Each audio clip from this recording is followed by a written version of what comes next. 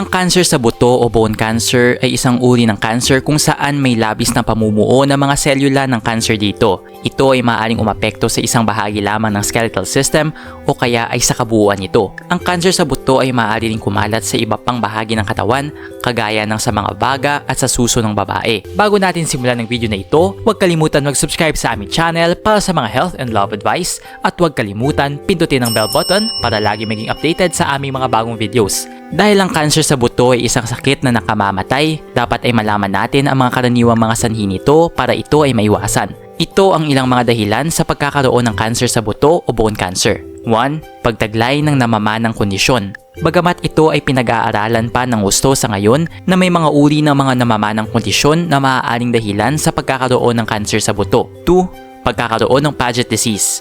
Ang sakit na ito ay nagdudulot ng pagkakaroon ng mga bukol na hindi nakakakanser sa buto. Subalit, ang mga bukol ng sakit na ito ay maaaring magbunga ng pagtubo ng mga abnormal na tissue sa mga buto na maaari namang maging cancer. Dahil dito, ang taong may sakit na ito ay dapat na matutukan upang masubaybayan ang lubos na pagaling ng kanyang sakit. 3. Pagkakalantad sa radiation. Ang mga buto na nalantad sa mga ionizing radiation ay may bahagyang panganib na magkaroon ng cancer. Ang radiation ng X-ray ay ligtas. Subalit ang mataas na bahagdan nito sa katawan ay nagpapataas sa panganib ng pagkakaroon ng cancer, lalo na sa mga bata at mga matatanda. 4. Nakaraang pagsailalim sa bone marrow transplantation. May ilang mga pasyente na nagkaroon ng cancer sa buto, makaraang sila ay sumailalim sa bone marrow transplantation, bunga ng cancer sa dugo o iba pang kondisyon. Nag-enjoy ka ba sa video ito? Please hit the like button and subscribe sa aming channel para sa iba pang video tulad nito. Salamat sa panonood!